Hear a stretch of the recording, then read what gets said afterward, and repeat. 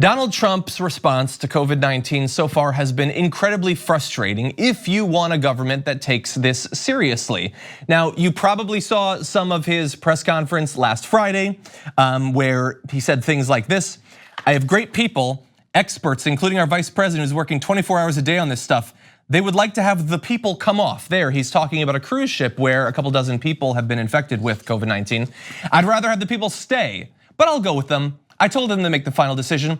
I would rather, because I like the numbers being where they are, I don't need to have the numbers double because of one ship that wasn't our fault. That was not like some well, I guess it is technically a raving lunatic. That was not some random raving lunatic. That was the president of the United States saying that his medical professionals are saying we need to get these people off of this cruise ship so that we can treat them and make sure that it doesn't spread. There's like 3,500 people on the ship, and he doesn't want that. Why? Because he has a better understanding of the situation there? No, but because he doesn't want the numbers changing. The numbers in an absolute sense are not changing. Those people are infected. They just aren't in the United States yet, and that's what he's concerned about. What he should be concerned about is what he and others around him are actually doing, because, and this was talked about on yesterday's show, it seems like a lot of high-profile Republicans are coming into contact with people who have been exposed to COVID-19 recently. You probably saw that Trump has apparently been exposed or potentially exposed. He shook hands with CPAC Chairman Matt Schlapp at the CPAC conference last week, during which Schlapp engaged with an attendee who has since tested positive for the coronavirus. So we knew that, but that's not the only way that he was potentially exposed to this virus that up until now he has not taken very seriously at all. He had contact with 2 Republican congressmen before their announcements that they were entering self-quarantine after learning that they had previously been exposed to someone diagnosed with coronavirus. As Representative Doug Collins of Georgia shook hands with Trump last Friday when the president traveled.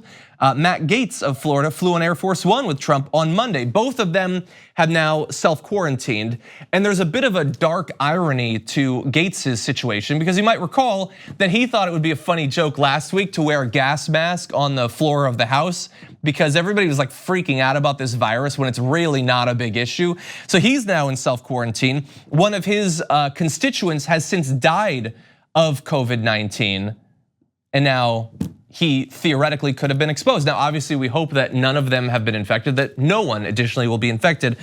But perhaps if they're not, and they go through this self-quarantine procedure, maybe they will come out of it taking it a little bit more seriously, thinking that maybe this is not just joke fodder, like to make a meme or something like that. Maybe this is a little bit serious.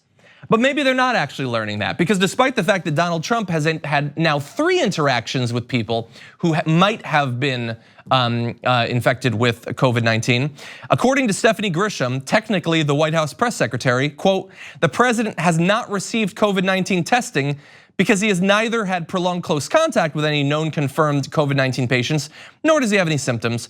President Trump remains in excellent health, and his physicians will continue to closely monitor him. So look, the fact that he shook hands with someone does not mean that he was necessarily infected with it. Lots of people hypothetically interacted with those people, and they will not be infected by it. And so there is no reason for us to freak out.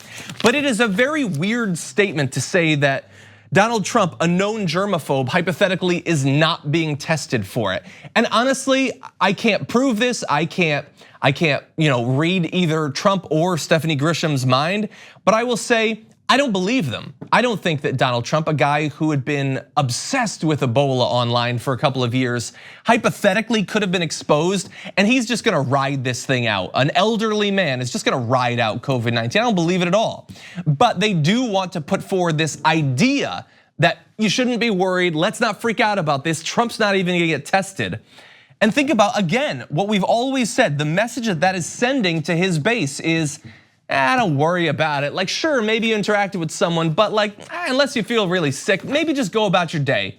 Just, hang out, go to your job, whatever. You don't have to worry about this. I mean, after all, Trump isn't worrying about this. Again, it is sending out a message to his own base, the only people who will trust Trump or Stephanie Grisham, that this is not something that you need to seriously worry about.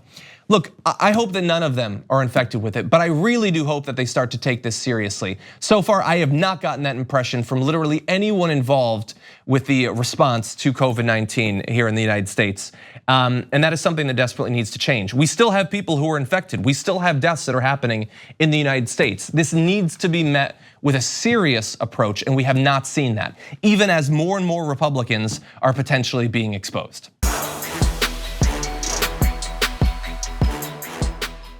For more political news, breakdowns, interviews, stories of activism, and me trying my hardest to care about the occasional big celebrity news story, subscribe to our YouTube channel at youtube.com/thedamagereport.